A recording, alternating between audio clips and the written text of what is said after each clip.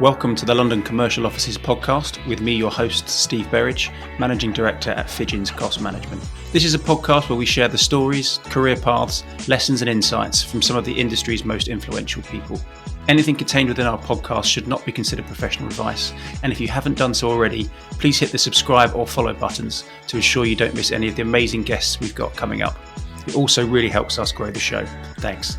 Today we're joined by James Townsend, CEO at Kontor, an office leasing specialist helping the world's fastest growing companies find their perfect office space. Well known in the London market as well as on the racetrack, JT and his team have scaled Kontor over the past decade from 2 to 22 people and have transacted on close to 5 million square feet across 18 cities.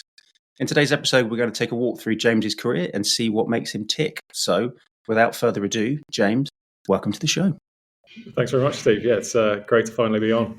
We were just talking about building work, and you've gone into the office especially to be quiet, and you can hear someone stripping out a building next door. So if anyone can hear this on the episode, apologies, but I think it's going to be fine. We're going to crack on regardless. So you'll know from previous episodes that we like to start right back at the beginning of a career or of a journey. So how far back would you like to go today? Great question. So I guess I started my career back in 2004. I actually joined a local estate agents after my A-levels, which I performed terribly in. And after you and me both. Not my forte. And after 6 weeks of working with a really good guy who was very active in a market in Suffolk, actually, he said, look, I think you've got more capability here than just coming and doing lettings and buying and selling houses. Have you ever thought about being a chartered surveyor? And I was like, well, I don't really know what that is. Don't they look at buildings and measure things and count bricks or? Yeah. And it didn't really appeal. And then he said, well, actually, no, they do lots of commercial transactions. They get involved in really cool, interesting buildings and offices and industrial, and you should have a look at it. So I actually did. He said, well, why don't you go and apply for a course? If you can get on it, I'm happy to contribute to the first year and kind of get you on your way. So managed to find a slot through clearing at a relatively local university in Essex. And the kind of rest is history. I ended up going through that for 3 years, working part-time at a local commercial agency in a place called Framlingham, which any Ed Sheeran fans will know is where he now lives and frequents. And ended up doing some part-time work, valuing pig farms and sheep farms and doing some historic building surveys, whilst also commuting and doing sort of 3 or 4 days a week at the local university. So came out of that with a first, really found the thing that kind of made me tick, found a group of guys and girls who were really competitive and wanted to get good grades and kind of clung on to their coattails and ended up doing really well. But what was really clear to me about once I'd finished that was I wanted more. Finished university with a first. And what was the course? Was it? Real estate management. And law. So a bit of both. So the focus was on kind of real estate and property law. So yeah, kind of went through all the basics, got a really good grounding in my sort of education of property, I guess. But what became really apparent to me was, dealing with sheep and pigs and cows in Suffolk wasn't going to quite... Wasn't scratching the itch. So where did, in terms of the overall interest in real estate, in property, there's no parental kind of influence? No. Where did that come from, if that makes sense? So did you did your A-levels, did them badly, but you still did them? Because I started mine and didn't actually finish them. So I think you're better than I was. I'm probably doing myself a disservice. I guess I did. It was at the time when they started to do AS and A levels. Mm-hmm. So I did 5 AS levels and 3 A levels, which actually, despite getting really pretty average C's and D's and E's, meant that because I'd done quite a few, I got quite a lot of points. So that was kind of the key into university. And when I spoke to the kind of key lecturer on the course, he said, well, look, why don't you come and do the first year, see how you get on. And if you do all right on your grades, we'll let you do the second year. And that's kind of just how it rolls. But to go back to your original point, no family history in it. My dad used to sell cars, do MOTs, had a garage. That will come on to some of my other interests, no doubt. Entrepreneurial. But he was an entrepreneur. And he just said, look, people in real estate seem to make loads of money. I've got a friend who's an estate agency in Ipswich and he makes loads of dollar. You should go and talk to him. And that's where it kind of stemmed from. Gotcha. Okay, so we've finished uni, got a first. Mm-hmm. So were you working sort of day release with a practice at the same time? Exactly that, yeah. But there was an opportunity there to stay on, but it was very much a sole practitioner, general practice, very much with an agricultural sway. And I think I just got a bit of a taste for could we go to London? Could I go and prove myself? Is there something more? And ended up coming for 2 or 3 interviews in London to get onto graduate schemes, and had 2 offers, one from a company called Kinney Green. I'm not sure they still exist. They may do. And they were over in Holborn. And one was from Matthews Goodman, which at the time was the oldest surveying firm in the world. They've been around since 1600s or something mad, dealing with commercial property in London. And it was Matthews Goodman. And the thing that swayed it for me was they were based in Piccadilly Circus, literally right on top of everything. And I thought, well, if I'm going to come to London, I might as well be in the West End and right in the mix. So ended up on their graduate scheme, did a year in their valuation, commercial valuation business, working predominantly with banks, valuing buildings, and then did a year with a little bit of agency, but predominantly in property management. And at the time, this was 2007, 2008. They had 12 graduates. They ended up making 10 of them redundant, and I was one of the 2 that got to remain. And I think it was partly, just being in the right team at the right time, and I applied myself. So was lucky enough to keep hold of my job when the job market was really, really tough.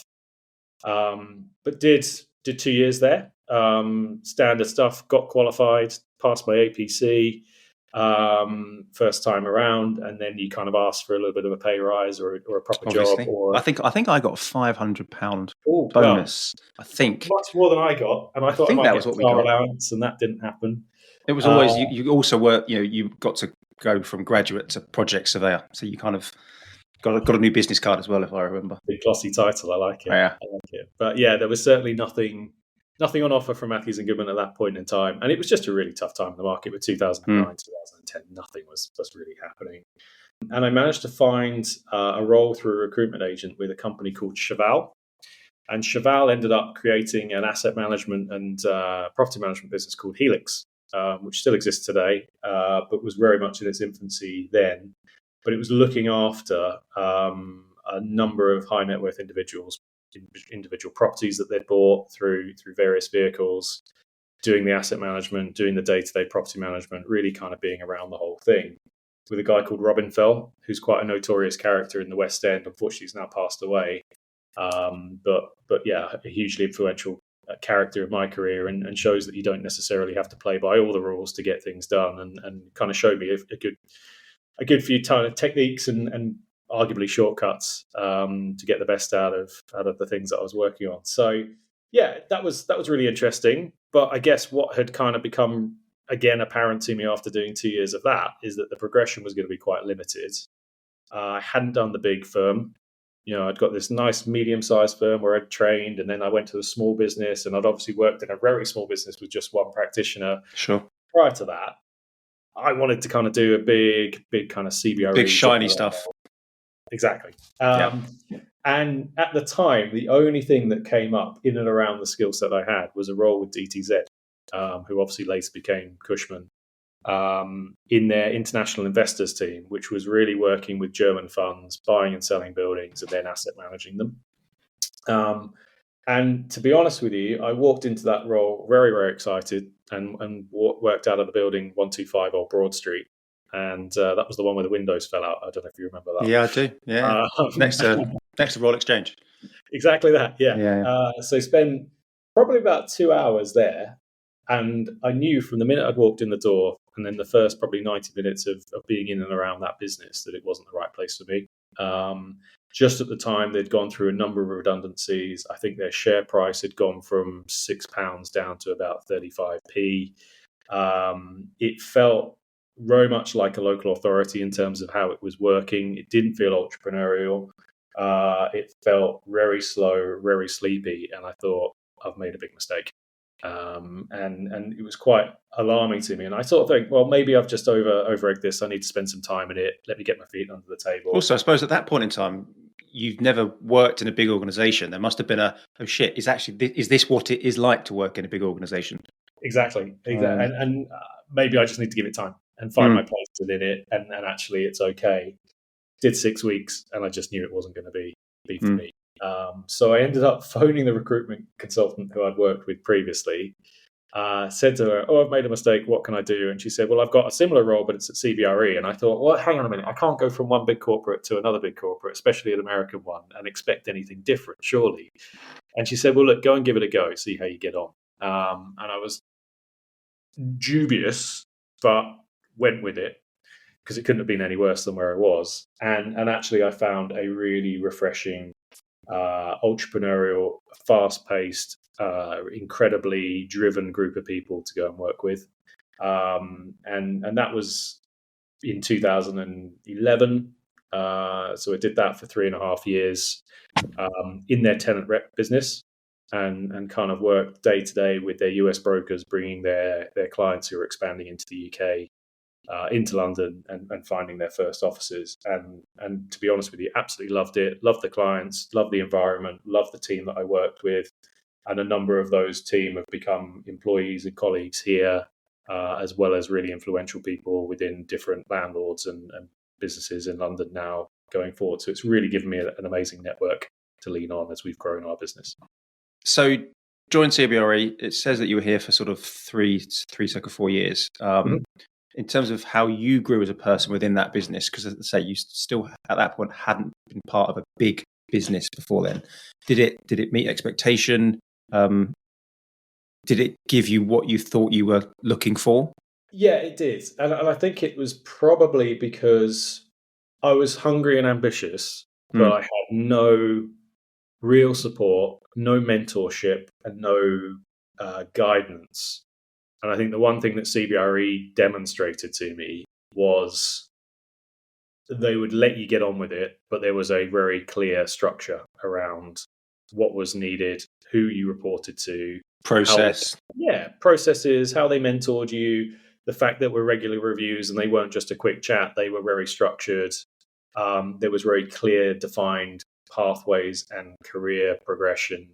So all of those things I actually would have found quite stifling because it was still quite entrepreneurial and driven and quick paced. Didn't feel like I was confined, but it gave me structure and very clear kind of playbook on how to get to those things. And I did progress through 2 or 3 layers. I ended up leaving there as an associate director, having joined as a surveyor and senior surveyor, and kind of gone through a couple of promotions. So a lot of those learnings and that structure we actually took when we set up Kontor back in 2014, and really kind of applied the same principles. And that's really held us in good stead going forward, because people do really rate and welcome the structure that they have here, because it could be quite scatty and it could be kind of left to your own devices, and actually they want feedback and they want to give feedback, and especially in the early stages of your career, the formative stages. You need lanes to work within to learn. I'm going to say, the right way to be able to do things, because I think only once you know the right way can you then look to. I'm not going to say take shortcuts, because I don't mean shortcuts, but I mean do things differently to get to an end point faster. But you need to know the right way first.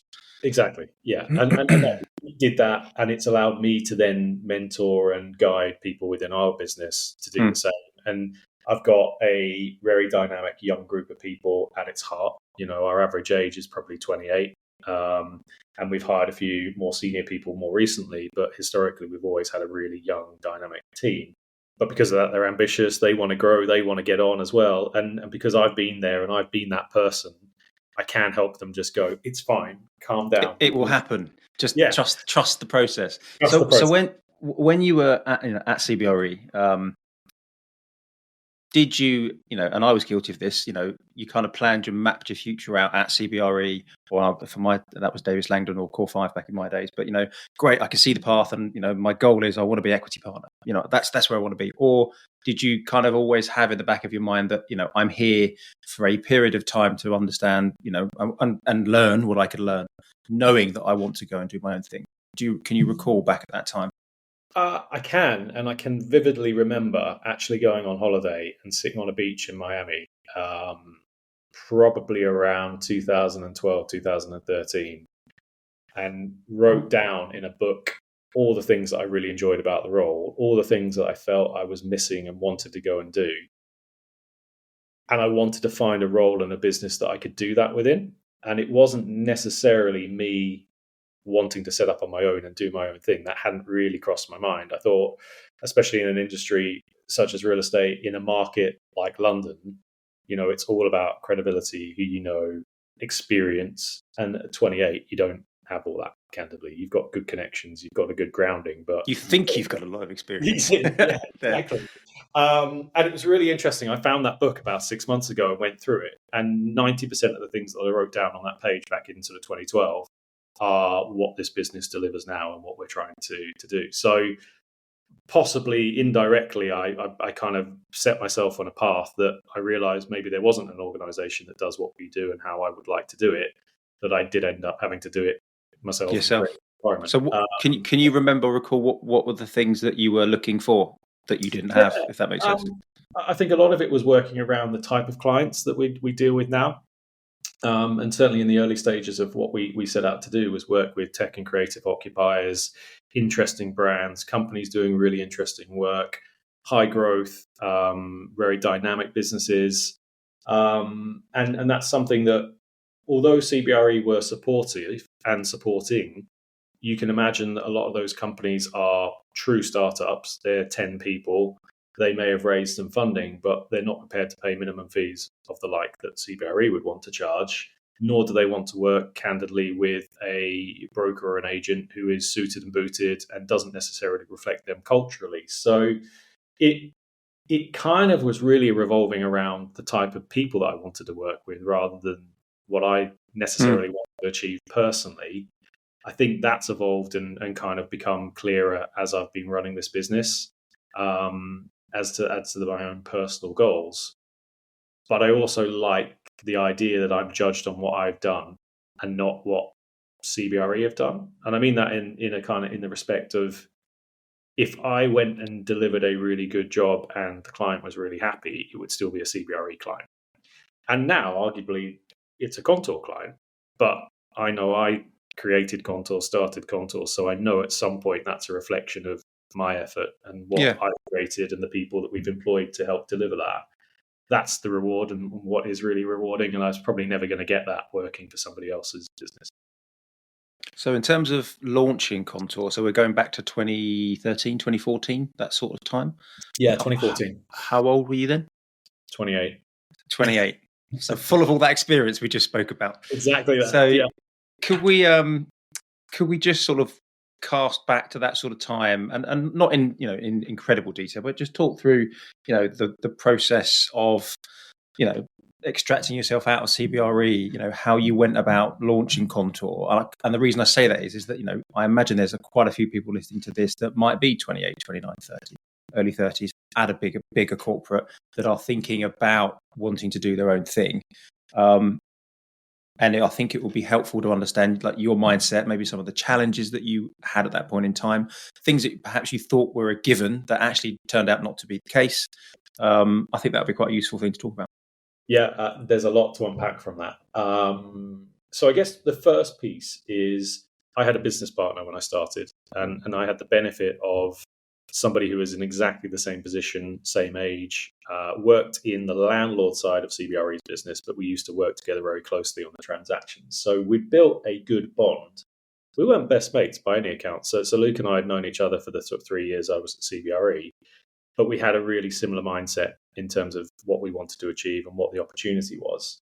That in itself was beneficial because at 28 and as an associate director at a firm like CBRE, you're just on that cusp of being tied in. And what I mean by that is your personal life is beginning to evolve. You may be in a longer term relationship. You may be more settled. You may be starting to think about kids and progression. And the bonuses start coming. And the bonuses are one of those things where if you leave within a certain period of time, you need to pay some of it back. So you can very easily get caught in this cycle. Trapped on the treadmill. This is it. With a mortgage, with a car payment, with, Exactly. And it was just at that point when Luke and I looked at it and go, well, if we don't do it now, we could end up in a really comfortable, really enjoyable role, but it's going to be really hard to get out of. So it was definitely part timing, part market. We saw that there was an opportunity to work with startup and scale up businesses at the early stages of their growth, position ourselves in a way where we came with that CBRE care and attention and experience, but put it in a really digestible format where we could work on a really competitive fee basis, and really align ourselves culturally with those businesses. So we did spend a lot of time outside of CBRE, going to events and making sure we fully knew the market we wanted to work in and with the type of occupiers and what they would be looking for, what they valued corporately and from a cultural perspective, and really listen to them in terms of their growth challenges. And one of the big things and big blockers for them is they need somewhere to work from. But at that time in 2014, there were very limited options that are quite flexible. You might have a Regis or an equivalent sort of serviced office at that point, quite dull, quite corporate, but it gave you that kind of month-to-month or 6-month or 12-month agreement that you could use. Or you had a 2.5-year sublet from an occupier who'd outgrown their space or gone bust, and you could inherit something that was fitted and furnished. But other than that, you didn't have a big range of options that would suit their kind of growth expectations. And these businesses often went from 5 or 10 people to 25 to 200 in the space of 2 years. The last thing you want to do is sign a 2.5-year commitment when you're then going to outgrow it and have to offload that and have all the headaches. So it was really trying to work with them to find solutions that worked at the time. But I guess to go back to one of your original questions, we had confidence to go and do that. We knew we were capable individuals that if it all went wrong tomorrow, we could possibly pick up the phone to a Cushman or a JLL or a Knight Frank and go with our tail between our legs and say, hey, look, we tried something. The risk is mitigated. Exactly. We messed it up, but can we come back and have a job, please? So there was definitely internally at CBRE a lot of murmurs and a lot of gossip behind the scenes of, candidly, what the hell are these guys doing? They don't know. They've only been doing this job for 3 years. They don't have any relationships. They're going to go and mess it up. Let's watch. And I'm kind of really proud of the fact that we did jump. We didn't listen to them and can it off, because it is tough. But we knew that if we did it in a really lean way, we had all the right insurances and all the right costs and everything that was required to run a business and deliver services to the clients. But we did it in a really lean way. We had a laptop and a mobile phone. We had a friend who was an architect who allowed us to take 2 desks in their office that they had too many people or too many desks for. And he never charged us for any space. We just used to take them out for drinks and buy them lunch occasionally. So our actual overheads were quite minimal. And we'd been paid our last bonus on the way to CBRE, and it came in. They had a threshold at the time, which was 20 grand. So if you earned more than 20 grand and you left within 6 months, you had to pay the whole thing back. And my last bonus was £19,500. So it crept under by 500 quid. So I never had to pay it back. Luke and I came at it from exactly the same there's your point. seed funding. And that was the seed funding. That was exactly it. We spent all of that on laptop, mobile phone, and branding and identity and a website. And all of it went pretty quickly. And there were a few months of beans on toast and kind of being really lean in terms of what we spent money on. But we had 2 or 3 really good relationships with people who said, if you ever did this, we would definitely give you some work. And the first deal we did was a 5,000 square foot sublet on Golden Square for a company called Boutique, workplace company, who are a serviced office. And they took a 2.5-year deal and they paid us about 10 grand, which was great. It kind of bankrolled us for another couple of months. But on my way out of CBRE, I actually ended up meeting a guy called Adam Newman, who everyone will kind of know from WeWork fame. And this was in the days when they had 100 employees. And he said, look, we're thinking about doing London. Would you be interested in helping us do it? I'd love for you to come on as our kind of real estate guy on the ground in the UK and drive this. And I said, no. And he said, I don't get it. Why wouldn't you come to WeWork and what's so great about CBRE? And we had to then explain what we were up to and what we were planning to do with Kontor. And he actually said, well, that's great. Why don't we will become your first client. You can go and acquire space for us. And I took it all with a pinch of salt because the size of space they were looking for and the size that they were as a business at that point was more aligned with CBRE offering. Exactly, but also completely unknown in the London market. We came over and our first deal was 169,000 square feet for them at Moore Place with Brookfield. And they did it. And it was a 15-year deal and it was huge. And it bankrolled our business for probably 2 years, to be honest with you. And they put us on a retainer. And I basically sort of spent my whole life for the first 2 years of Kontor on flights between London, Amsterdam, Berlin, Dublin, Munich and Paris, acquiring space for WeWork, while Luke kind of worked with our other clients and helped sort of grow that side of the business. So we were really fortunate to start with a really core client, which helped ultimately bankroll the first couple of years. So Sure. It could have been a lot tougher for us. It could have been really hard to acquire new business and clients. And as you know, leasing transactions can take 6 to 12 months to complete, and there wasn't a big flex market at that point. It would have been really lumpy and really hard work had we not had that mandate. So part luck, part judgment, but we kind of kept hold of it and ended up growing very quickly from the two of us to a team of probably 15, and gradually kind of grew around our clients. A case in point for us is something like Monzo, online challenger bank. We started with them when they were 12 desks. Managed to find them through a personal relationship and attending events. That then grew to a 12,000 square foot sublet on City Road. And then the next deal we did was 140,000 square feet British land in Broadgate. That's the journey we wanted to go on. And every step we haven't had to go and pitch against a Savills, a CBRE, a JLL, because we have that relationship with the founders and the C-suite accordingly. It's a neat model in the sense of, you make a good impression on day one for 10 desks, assuming that company scales, and you kind of got a customer for life, if that makes sense. Yeah, we do. The only thing I would say about it is what's becoming apparent and has been apparent is at some point they become more corporate in their thinking. They hire a head of real estate or a legal counsel. So they can outgrow you, in terms of... It's certainly something, it's a threat to our business that we've had to continually fight against. That they have their personal relationships. Oh, I know a guy at CBRE. He's really great. He can do our next lease. Or we don't think that Kontor are big enough globally and we want to go and acquire space in X, Y, or Z. Oh, we need some research. You don't have a research team. Oh, we need facilities management. You don't do that. It's all these different things that are continual threats to us. And what we kind of try to do is position ourselves as an in-house real estate team and go and outsource and find their solutions and take away the problem. And we've been fortunate to keep hold of the majority of our clients that have scaled and got to that size by just being really responsive, understanding. A pocket knife for their real estate. Exactly. And it does sometimes mean that we go and partner in local markets that, we are not 10-year veterans of transacting in New York or in Amsterdam.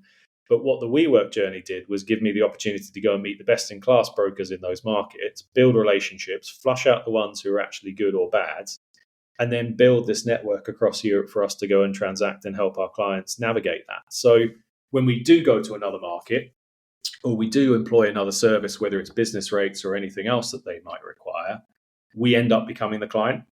And then we work with local partners to help deliver and just share fees, and ultimately take care of the problem for the client. Because the client just wants to build their product, go and do what they're really good at. They don't really care about real estate. It's very much a function for them. It's not what they do as a core business. Sure. So that's where we've had success. And we now have mandates with the likes of Deliveroo, where we don't actually do their London HQ, but we do everything flex for them outside of London.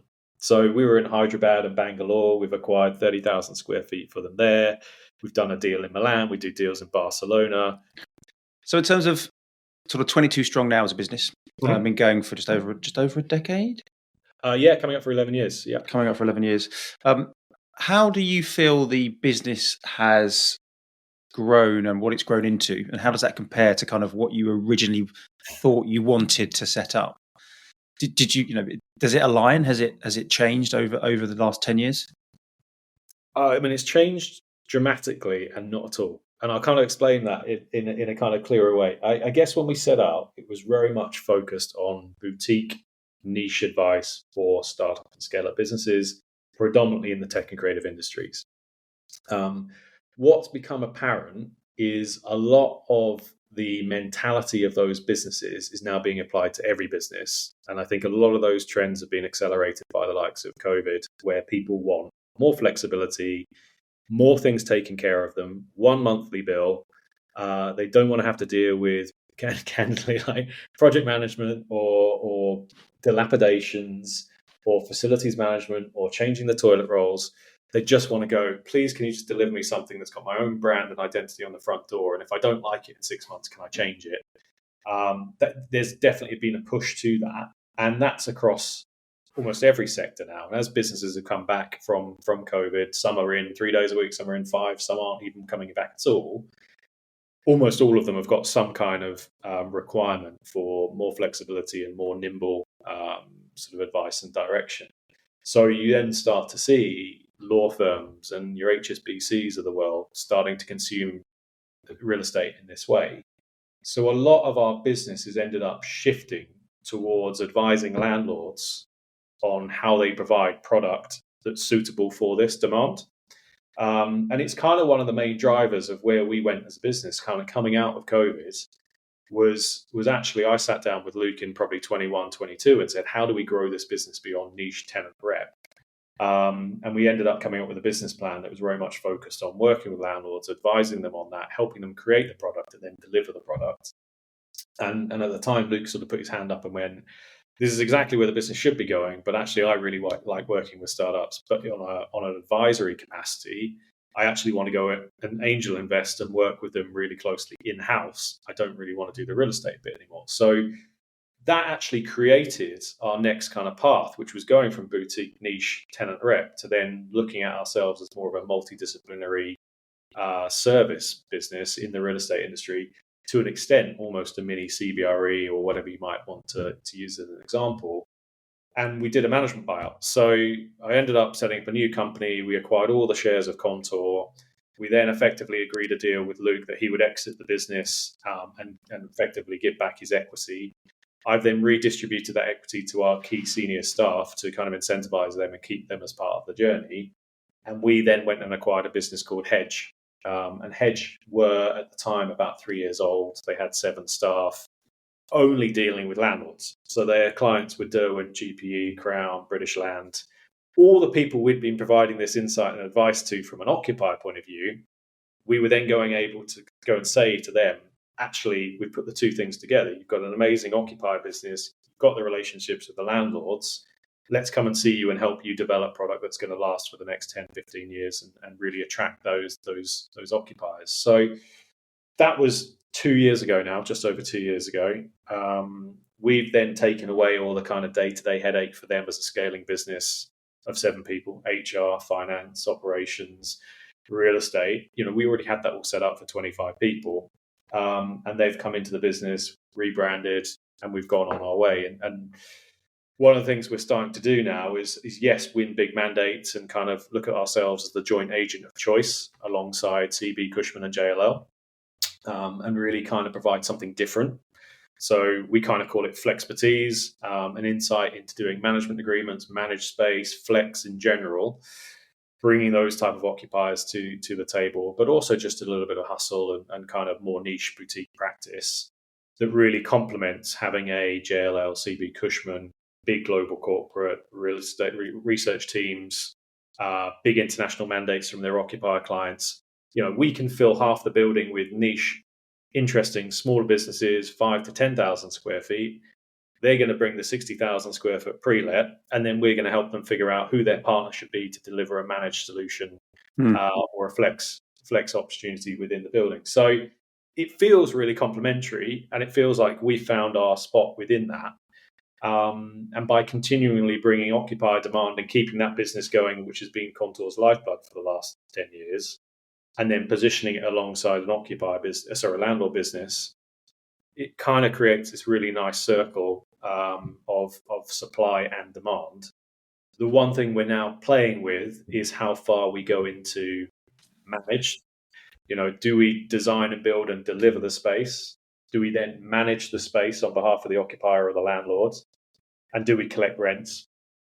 For me, there's a lot going on in that market at the moment. There's a lot of noise. There's a lot of people who are land grabbing square footage and not making a lot of money, if any. And I'm kind of looking at who are the best in class partners to work with at the moment and learn from. And then let's maybe evaluate whether we create our own product around that or whether we just do it through best in class partnerships. Yeah, because as I said, there is recently a lot of competition in that particular kind of sector. But I suppose if you're able to offer that as a value add service to existing clients that you have, and almost remove that level of competition, then it's a no-brainer. But And that's exactly what we are. Yeah, yeah, that's the route we've taken. We've got trusted partners we've worked with for 10, 11 years.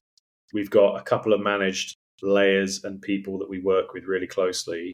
And it's very much from a demand-led, our occupier really likes that space. We've got a really good relationship with the landlord who will help part fund it or fund all of it and do a competitive sort of flexible lease, 2 years, 3 years, whatever it might be.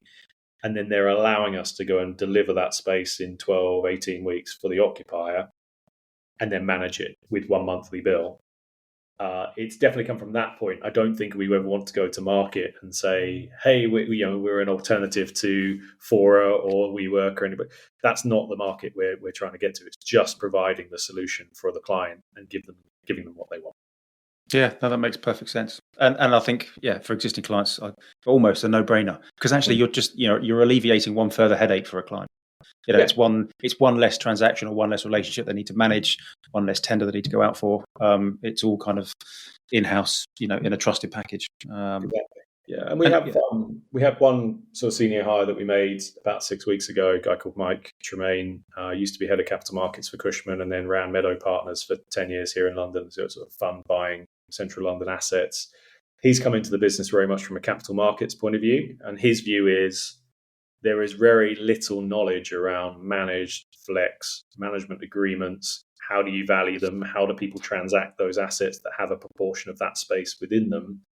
He's really setting himself out as the authority in that market, and we're kind of empowering him with all of our data and insight to be able to do that, with the view that could we take an asset, provide all the services that need to be delivered within it, whether it's leasing it, development advice, bringing the occupier, helping them fit it, helping them manage it, create an income producing asset, and then ultimately be able to package that and sell it into a pension fund or whatever it might with the be. benchmarking data about what it's worth. Exactly. So I think that's a really interesting opportunity for us, that we're quite uniquely positioned because we do all of the bits to help empower him to do it. So he's seen that opportunity and he's grasped it, and that's kind of where he's going with that side of the business.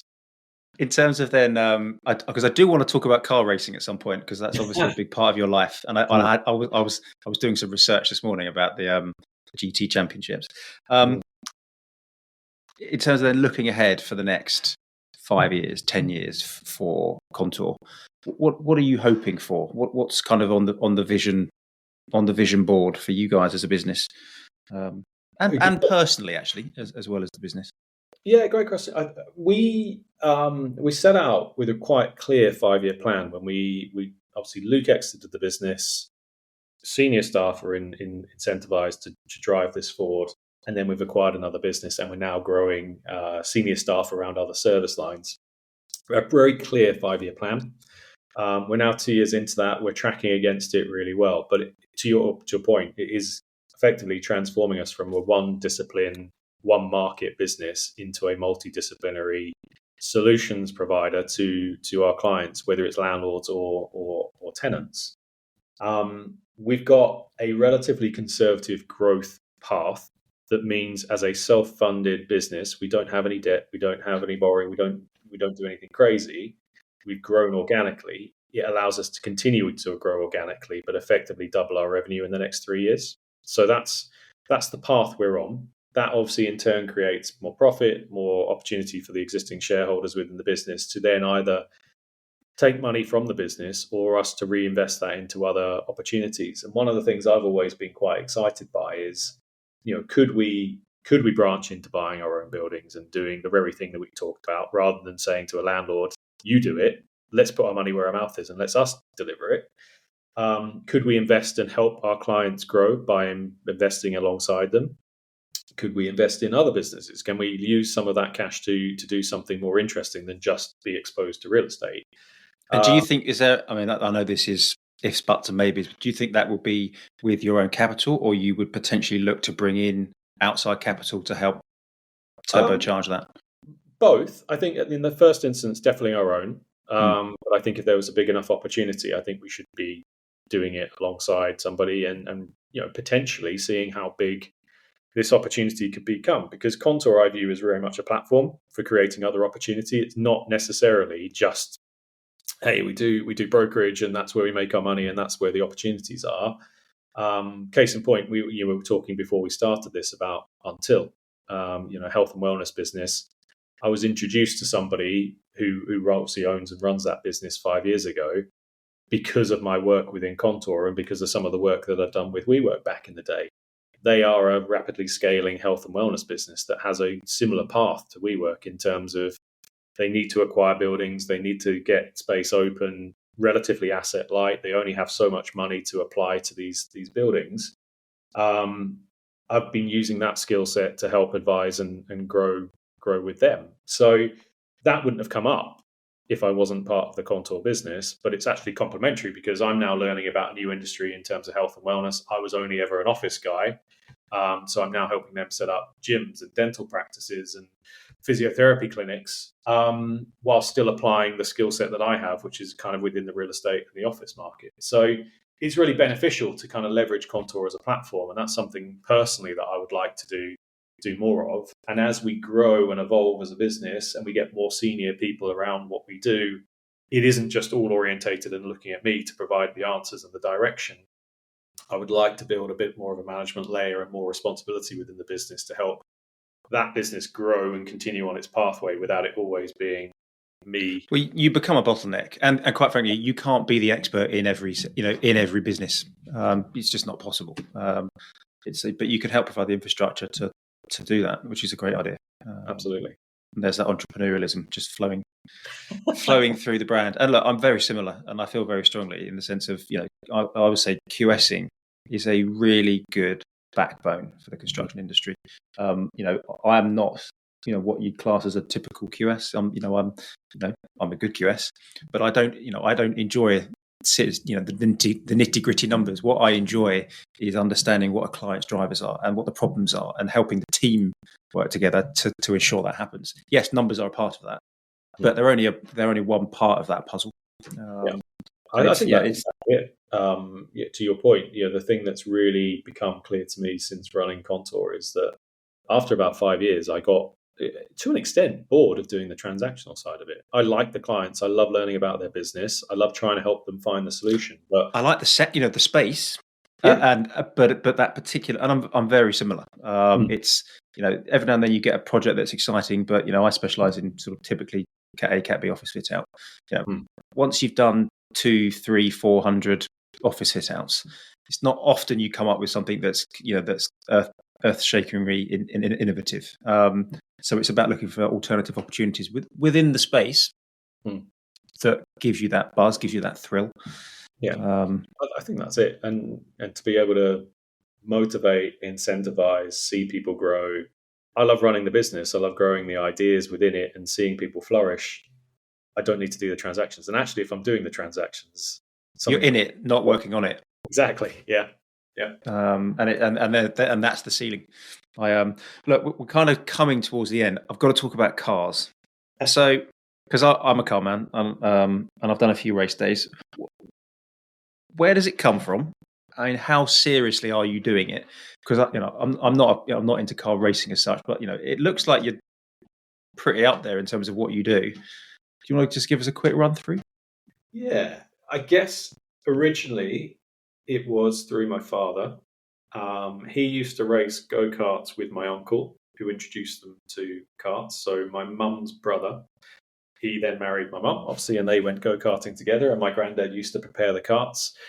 And I saw pictures on the wall when I was a kid, and I was like, "Oh, what's that? Looks like fun." And then my dad would take me to local races at the likes of Brands Hatch, and we'd go and watch the touring cars. And I was like, "This is really cool. It smells amazing. It sounds amazing. Like the whole thing is just energy." But I was like, "But I want to do it. I don't want to watch it. I want to be involved in it." So it took a long time. I didn't do karting as a child. I didn't do anything growing up. And it was actually the first 2 years of Kontor that then suddenly I went on as many people do, these kind of corporate Palmer type days.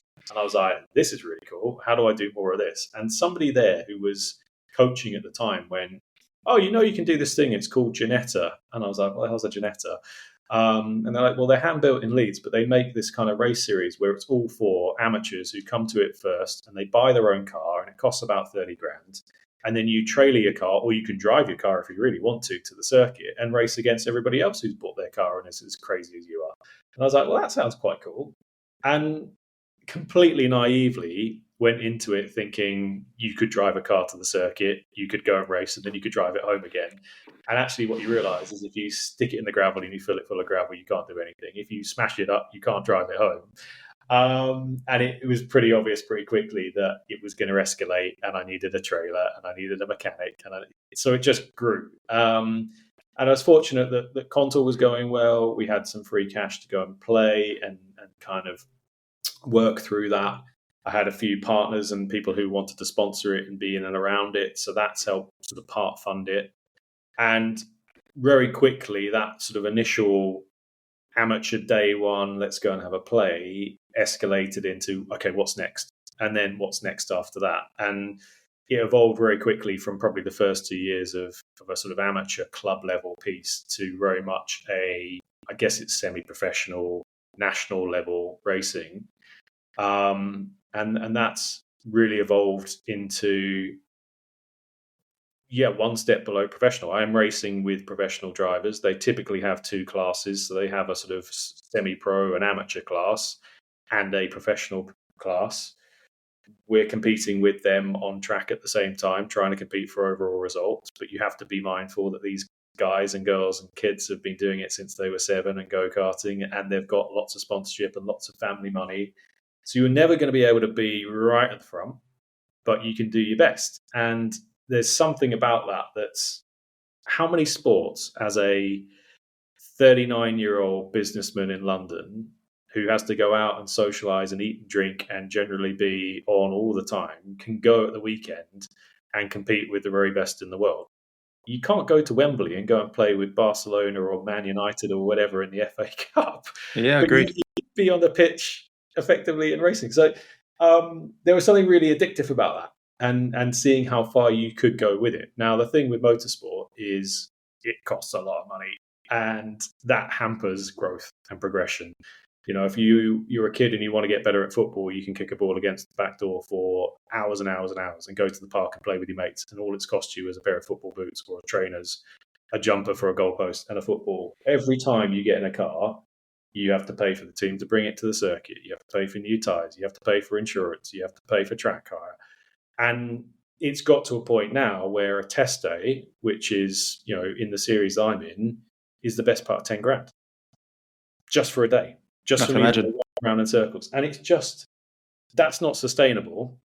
And you've got to see progression in it, and partners have got to see progression in that to do it. Now, my long-term ambition and my only kind of burning desires, I have two with it. One is to become a BRDC member, so British Racing Drivers Club member, and that's very much a results-driven piece, but it then gives you access to sort of the inner circle of motorsport, basically. You are effectively a part owner of Silverstone, you can go to the Grand Prix, you get hospitality, you're really well regarded within that. That's a kind of benchmark of something I'd like to get to.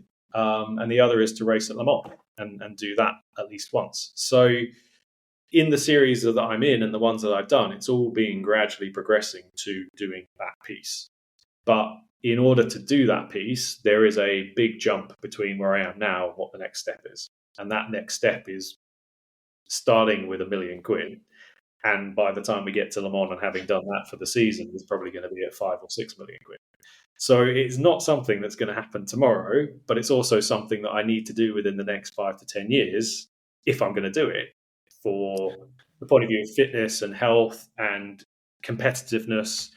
That is going to drop off at some point. So I'm kind of building towards it, but I've got to look at how I'm going to get to that and fund it if it is a true ambition. It's a nice piece of inspiration to push Kontor to the next level, if that makes sense, in the sense of knowing that you need to find that somewhere. I mean, I've done a little bit, not a lot. I've done Palmer a few times, and it's one of the few activities that when you're doing it, you're just doing that. Yeah. You're not thinking about anything else. And I have this issue with everything I do. It's part of running your own business. You are always thinking about something to do with work. wherever you are. I can switch off a little bit if I run, but not completely. But with motorsport, you're in it, and that does appeal to me. I mean, you've touched on it perfectly. It was one of the main drivers for me to get into it. I am too old to continue to keep playing football at a high level or rugby or do anything like that. And to your point, it's a very small period of time. Whereas this, you can't get into a car and have your mobile phone and be checking your emails. You have to dedicate everything to it. And it starts on a Thursday night and it finishes on Sunday night. And I rarely look at my phone, and it is a really great way of getting away from what we do. But to your point, is there a motivation to do something bigger with it? Yes, and that in turn drives me to make the things that help fund that and drive me towards it meaningful and worthwhile doing.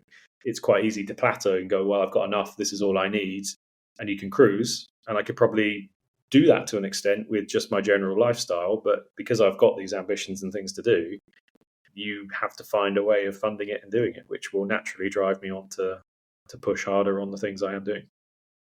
And I look forward to following that.